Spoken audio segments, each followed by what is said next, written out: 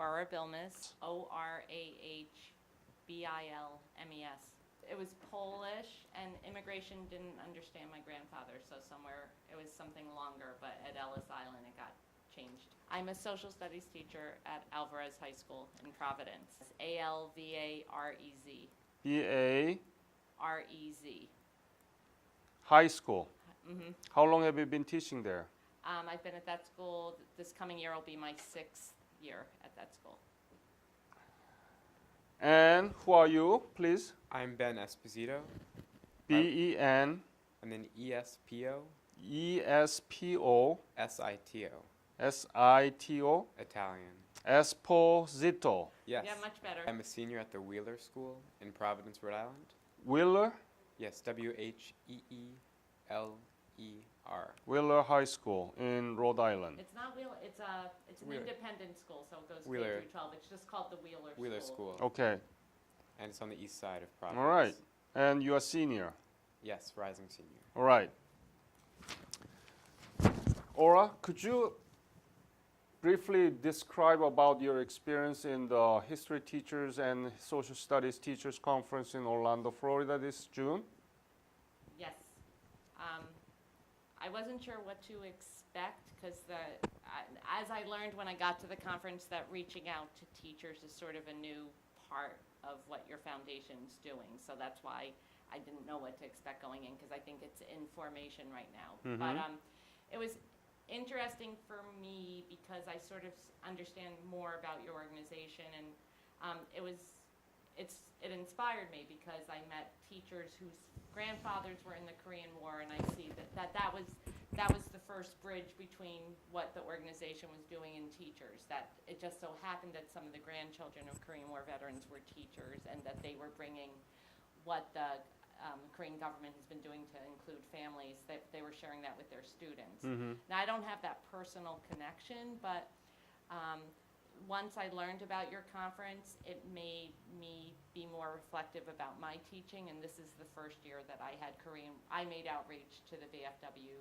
Korean War veterans in the state, and I had Korean War veterans come to my classroom, and especially because my students know nothing about Korea going into school, and they have limited English proficiency to begin with, it made me very mindful of how I taught about the Korean War and making sure that they were prepared for the veterans. And so this past spring when the veteran, I had 4 80-year-old gentlemen wearing their VFW uniforms come to my classroom with all students who were from Guatemala and Dominican Republic, and neither world had ever interacted before. And I think the gentlemen were sort of shocked to be in a room where pretty much Spanish was being spoken a lot, and my students had never seen anything like this. But by the end of the class, they were taking selfies with each other and hugging, and it was a pretty powerful experience for both groups. And then your conference, I think, meeting, hearing what other teachers were doing, meeting some of the veterans, hearing from President Truman's grandson and getting to talk to him, was pretty special for me.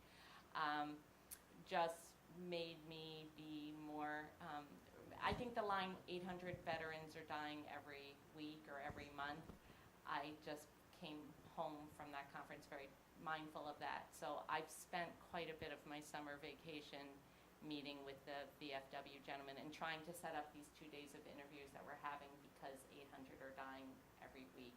And I'm not going to really have time to do this during the school year like I can now. So it's been, I've never spent this much time in my life with Korean War veterans. I was with them at the Armistice celebration last week at the memorial downtown and at the State House, and I'll be with them at some other events, I think, this coming year. And in the 4 months that I've made contact, 3 of the veterans I've gotten to know have died. They're canceling meetings with me because they're going to the VA hospital, their wife is dying of cancer. Like it's a time of life my own parents have been going through. So it's a very powerful experience. So thank you for opening another professional avenue for me to explore as a teacher. I don't know how to thank you because you really faithfully follow up with the call that I made at the conference that if you go back to your home, please arrange a series of interviews and please conduct interviews by yourself. And you are the first one. Tell me anything that you learn through your K-12 system in the United States on Korea. So, Be honest, okay? okay. Well, from my K-12 system, I guess the first year where we really talked about Korea was last year. We studied 20th century Europe, and we talked about the United Nations. And one of the topics that we studied was the North Korean South Korean crisis. And so we had never even talked about Korea before that. I mean, this is 11th And it grade, was junior. not through the Asia, but it was through the so-called big title Europe and Yeah. UN, and Mhm. then how you came to know about Korea. It's a subtopic of a subtopic. So that's the first time that we were introduced to Korea. I mean, some people, of course, had already known about it, but it wasn't officially part of the curriculum until sophomore year. And we learned a little bit about the United Nations responding to the crisis, the humanitarian crisis in North Korea, and of course the nuclear weapons program. And so we actually didn't even learn about South Korea. We learned about North Korea, and that was the end. And then sophomore year kind of ended right after that, and then it was summer. And then this year in United States history, we did get a little, not even a page or two really, on the Korean War. And I mean, it talked about, we went in, we landed in Incheon, pushed them back, went back and forth until a stalemate resulted. And that was really it. It was kind of like, it was almost like one isolated, almost like a battle in the larger Cold War, rather than the 3-year fight in which so many Americans lost their lives and, I mean, preserved South Korea and helped Korea become the prosperous nation it is today. We didn't really even talk about the results of the war. We almost kind of turned the page literally and then talked about the next subject. If it's anything, it's Japan, it's China. Yeah. Korea gets the short end of the stick. Pretty much every textbook I look at is horrible on Asia. I mean, Asia is only seen as it affects the U.S., in wars or, now the textbooks aren't even up to date on China and what's going on. Our textbooks are still very Eurocentric. Even Japan's only, covered in the textbooks basically at this point for World War II and after. Like haiku, Japanese haiku poetry is taught to every school child in the U.S., right? You learn the sonnet and you learn haiku. And then I went to a program and I learned about Shijo. Shijo. I learned about that. Yeah. So now I know there's a Korean poetry form with a pattern that you could teach to students. So it's our curriculum design isn't 21st century. If I look at the textbooks that my students use, it could be some of the stuff that was my high school experience, 40 years ago, that our materials are not 21st century materials. And if they were, then Korea would be, because as far as economic development, my students are from very poor countries, right? So if you look at why couldn't Korea's economic development be used as a case study model? That you move from light industry to heavy industry, or you do strategic targeting of what industries you're going to excel in. Like, I think it could actually be extremely useful. My students from the Caribbean love baseball. Like, even just like look at Korean baseball. Like, Yeah. just as an there's so many ways to make the cultures feel connected, and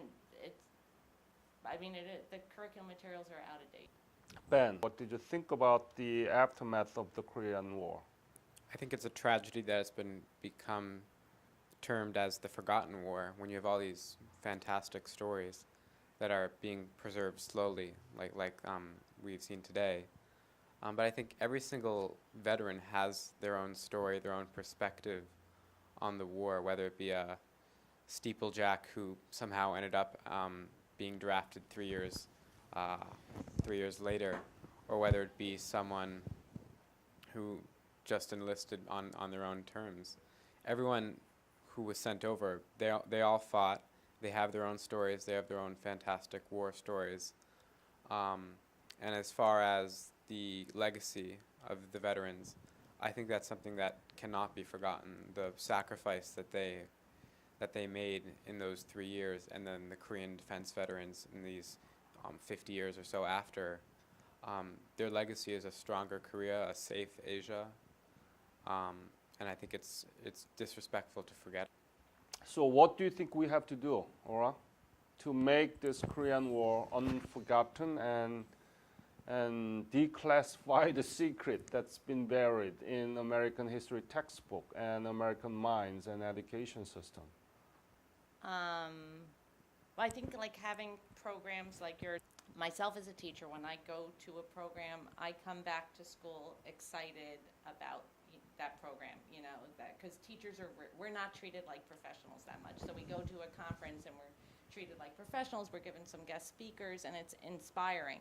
So I always go back and share that. So you know, just growing the number of teachers who get to be touched by the experience is going to do it, because we're more important than. So my textbook doesn't have the Korean War. It doesn't matter.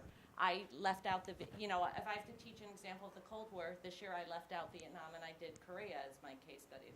You know, that's my choice in the classroom. It's meeting the standards. And so you have to, touching teachers, we're the ones who are in the classroom and touching the students, I think is pretty important. Well, what you're doing now with teaching teachers about the Korean War is kind of where you have to start. I mean, you have to teach the people who are teaching students about the Korean War, because otherwise they'll go to the classics like the World War II, Vietnam, and those Cold War hot spots. That's the first step, and you're doing that very well, as we've seen with Orah's newfound obsession over it. But I think it also goes to reaching out to students and providing as much resources as you can, and trying to get them to be interested in it, and to try to show them, look, this is the war we had, these are the lives that were lost, that were injured, and this is the sacrifice that has led to this great country we have today, and trying to get them to connect the dots between the two. I think once you do that, they may be inspired maybe to look it up online or to find their own Korean veteran in their neighborhood.